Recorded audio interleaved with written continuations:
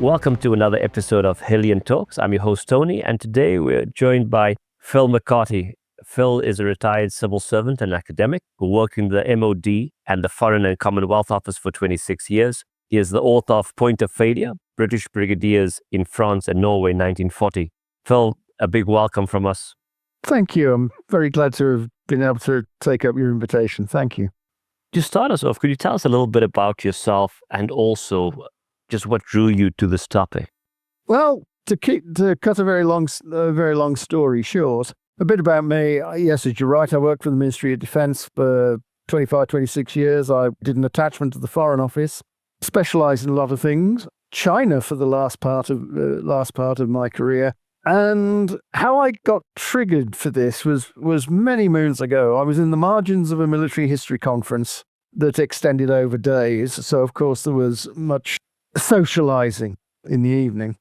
And somebody just said, oh, of course, if you were above a colonel in France in 1940, your career was over, you were done, you were finished. And somebody else said, yeah, but what about Monty? What about Alan Brooke? What about Alexander? What about mentioning names? Of course, Alex wasn't in France, but they kept mentioning all these names of people who went on to greatness. And I sat there and I thought, the truth's got to be somewhere in the middle. It's got to be in the white lines between the words.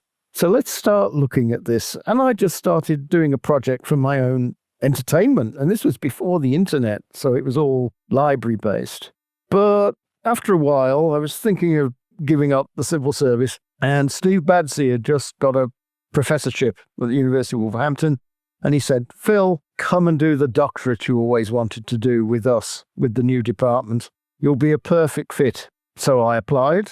They took me on. Steve couldn't be my supervisor. John Buckley, the author of Monty's Men, was my supervisor. And it all went from there. 9 years later, I'm a doctor. Year after that, I've got a book out. So there it is. Amazing. And in your book, you speak a little bit about those core group, the core group of brigadiers, mostly British. Yeah. Second World War. Yeah. Could you maybe tell us just, how you selected them and why those ones stood out to you? Yeah.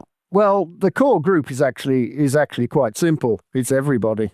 I went into the army list, mostly at Steve and John's prodding. Have you found all the brigadiers? So I went looking for all the British Army brigadiers who were on the list. Then I sort of compared and contrasted them against the order of battle about anybody who served in France and Norway, and did the analysis from there. Because, of course, in 1940, a brigadier wasn't a substantive rank. It was an appointment, and you served as a brigadier for the purposes of that posting, and more often than not, you'd either be promoted or you'd revert to a colonel. It was a form of an advanced full colonel, a bit like the rank of Commodore in the Royal Navy as it used to be. You were in that rank to fill a job, not necessarily always commanding a brigade, because there were plenty of staff jobs. And I selected the brigadier level because I thought brigadiers at the army is sort of middle management. You're on the cusp. You've been selected to do this job for whatever reason, and you're either going to go up or you're going to go down, stay put or advance or even be demoted, perhaps. And I thought that was an interesting level at which to look, because I knew somebody else was working on divisional command and all of that. And also the brigade was not the operational base level in 1940. That was the division. But I thought brigadiers were an interesting enough level and challenge to go into deeper work on. Very interesting. And you add the brigadier level, as you've well explained in a lot of detail, I may add, and explained it really well. But you add to that failure. Yeah. And how did that come about? Some context, just for our readers. Well, it's a hard one to refute because, of course, in the space of less than 2 months in 1940, the British Army suffers 2 simultaneous strategic defeats in France and just as well beginning in Norway. The Norwegian campaign was winding down, and at the very start of the campaign in France and Western Europe. And the British Army is, without putting any gloss on it, strategically defeated in short order. And if that's not failure, I don't know. The word failure came around, of course, because in the interwar period, as I discuss in the book, the problem was you had too many people chasing too few jobs. Promotion was ossified, and there was little prospect for very much development of officers. And I think professionalism slightly suffered from all of this. There were attempts in the very late 1930s by Leslie Hall-Belisha to try and clear the logjam and reduce retirement ages and other reforms, and it was too little too late, really. So I would say the word failure applies because the political and strategic decisions taken in the 1920s and 1930s came home to roost. Totally. You mentioned, Phil, the interwar period. So did some of these brigadiers have experience in the First World War? Yeah. And perhaps any kind of interesting stories, that stem from that? Well, I found very rapidly, because all of the brigadiers were professionals. There were no territorials in the 1940 list because they were actively excluded. So of the 156 in the sample, 141 served in active service in the First World War. So it cancels itself out as a determining factor. Did you serve in the First World War? Ah, yes. It's not distinct enough. Whether or not you were on the Western Front, of course, that's the majority were on the Western Front, some of whom served in the Middle East, some briefly in Africa. But First World War service, in and of itself, not sufficiently distinctive to be a determinant in whether they got their post in 1940 or whether they advanced after it. Not too many interesting tales, but I would say later on, and I do say it in the manuscript, is that two of the officers had Victoria Crosses from the First World War, but this was absolutely no guarantee of their future advancement in the Second World War. There's a much more granular argument as to why they didn't. One, it's grounds of age, and another one, George Ruppel, who got what they would call a good VC on the Western Front. He evaded capture by the Germans in 1940 after his brigade was destroyed, but he spent 2 years escaping and evading from the Germans. And by the time he got back, he'd been ill, he wasn't fit, and he was out of date. So he was just posted into home postings in the United Kingdom. But it shows you that having had a good First World War was not necessarily a guarantee of advancement in World War II. Certainly, I think the politics, whether small p or big P politics, had a big part to play in all of that. Yeah. Now, as we go forward, Phil, how crucial were these brigadiers to the eventual success of the war effort, in the Second World War? I'd say considerably, because, as you know, I have a chapter on brigadiers who landed in Normandy in 1944. Because there were proposals. There was an after-action report, which was actually in progress while there was still fighting going on in France, south of the Somme, to try and learn the lessons from 1940, conducted by a former Chief of the General Staff.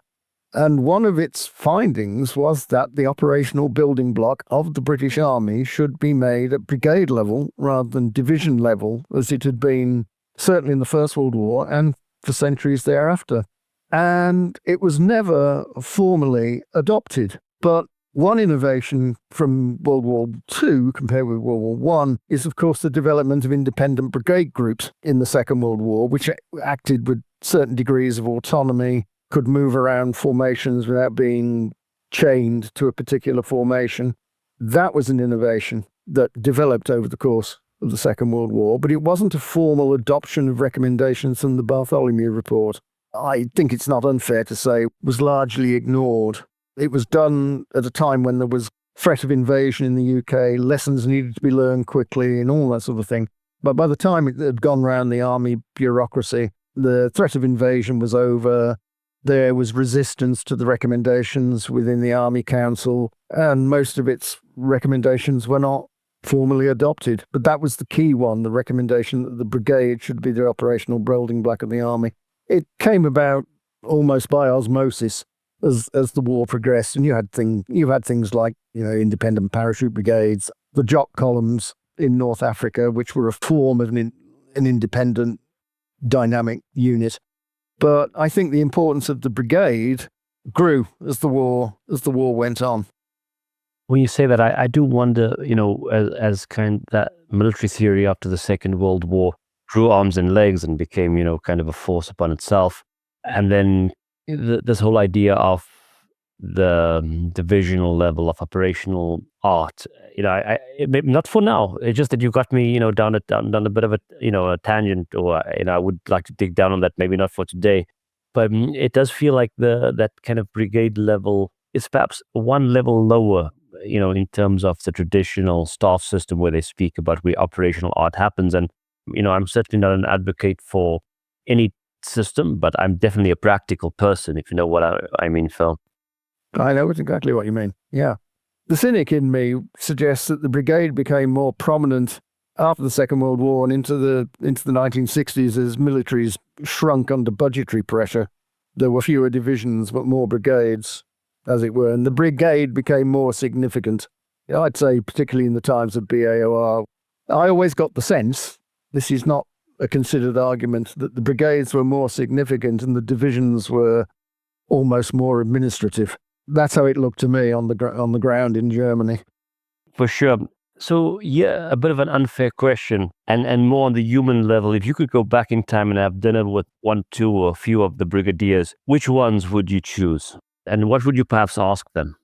Oh, well, I wanted to go, I could go off for ages about this, to try and avoid the famous people who went on to be generals and field marshals. Everybody's likely to say Montgomery. I'm not. And of course, he was a major general in France in 1940. France started to get him noticed. For the pure pleasure of wanting to talk to him, I would like to sit down with a fellow called Archibald Bowman. Now, he did have an interesting First World War because he ended World War I as a temporary acting brigadier, and he'd commanded a battalion of his regiment, the North Staffords. He'd also commanded another infantry battalion later on. But when the war started, he was a captain. When the war ended, he was a brigadier general, because it was still brigadier general then. But when the war ended, he had to revert to his substantive rank in 1914, which was captain. And it took him to the mid-1930s to get back to lieutenant colonel, so it was the ossified. But then there was a tremendous skill shortage in the British Expeditionary Force in 1939-1940. So they dug out a lot of retired colonels, brigadiers, and put them into staff postings, GHQBF, and also, Bowman commanded the forces in Boulogne, all the cooks, bottle washers, logistics, and rear area staff. But when the battle was at its height and casualty rates are enormous, and everybody had to pick up a rifle, they started bringing in all these independent forces. It happened in France and in Norway. So he ended up with something called Bowforce, with remnants of territorial battalions, cooks, bottle washers, drivers, acting as infantry. And he performed sufficiently well. He was commended and decorated for it, and stayed in the army for a couple of years after 1940, when they re-retired him on grounds of age.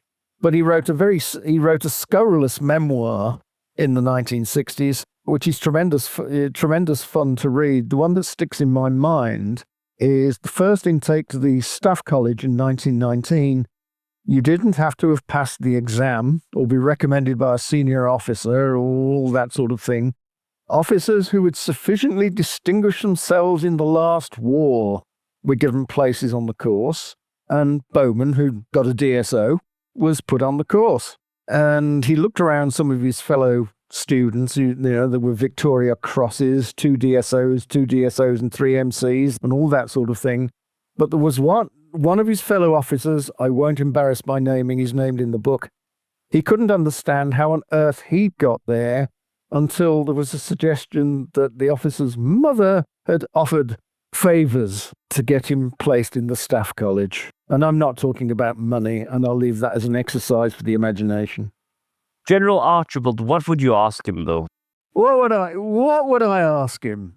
I would say to him, what was your view of the army between the wars? What would your genuine opinion be of what was right and what was wrong? And how prepared did you feel to deal with the Germans once they got down past Dunkirk was done and they were coming your way down south of the Somme? I'd ask him things like that. What a question. Yeah, that's a piercing one. I can't imagine, now we're going into counterfactual, but I imagine it would be a straightforward, polite but direct answer. Yeah. To be more serious, if I could talk, there's one officer who did go on to greatness who I would really like to sit down and talk about, and that's the other Monty. He was a brigadier in France in 1940, and Montague Stopford, who is unduly forgotten, except to those who know, and all the ceremony about the 14th Army and the war in Burma and the Far East a couple of Fridays ago. Monty Stopford performed admirably in the Second World War and ended up a corps commander. But he was a brigade commander in France in 1940. There's a detailed account of his division, and nobody had a bad word for the way he handled his brigade in chaos. And I'd just like to ask him, what did you learn? Who taught you? What did you learn from Staff College? How did you react? How did you keep your formation together in the midst of crisis? And did you learn anything in France that you used later on in the Far East? Well, and I just imagine with someone like that, with that vast practical experience, I can just imagine the answers being simple, because, we could never imagine that depth that the man has, if whether hinterland, that kind of experience. And, he's saying something simple. And of course, once again, I'll be crucified for the counterfactual, but fair enough. But the simple answer, but yet that depth of reference, that the abstraction between how we would understand it, if you know what I mean, Phil. Yeah, it's always valuable talking to those who've been at the sharp end. Most certainly. Before we wrap up, and it's been absolutely wonderful, any future projects, Phil, that you have that you're going to tempt our listeners and our readers? Well, I'm working grindingly on a Second World War regimental history of my first grown-up regiment, because I was an Army cadet in the Royal Regiment of Fusiliers. But when I left the ACF, I joined a unit called the Queen's Own Mercy and Yeomanry. Not quite as glamorous as it sounds, because we were home defence roles and we had Land Rovers, not armour or tanks or anything like that. But my squadron was the linear successor of a unit called the Staffordshire Yeomanry, which it went out to Egypt in 1939-40 with its horses, and then it was armoured and it fought at Alamein. It landed on D-Day, and it took part on the Rhine crossing. Now, there was a history of the regiment written in the 1950s by a retired naval officer, but it's very thin, it covers both wars, and it's not up to the standards of modern military historical writing. So I'm working on that. Duncan has expressed an interest, so that's my next project. Steve Badsey and I have been discussing working on a book looking at the war in the Western Desert in films and television. We haven't finally agreed on the structure yet, but we're both historians and we're both dead keen on film and TV presentation of the military and whatever.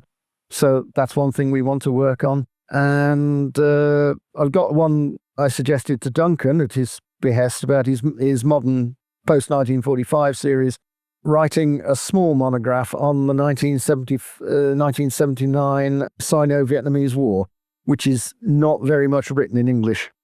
I love all those titles, and you've just put out a program of work for the next 8 years or something. Yeah.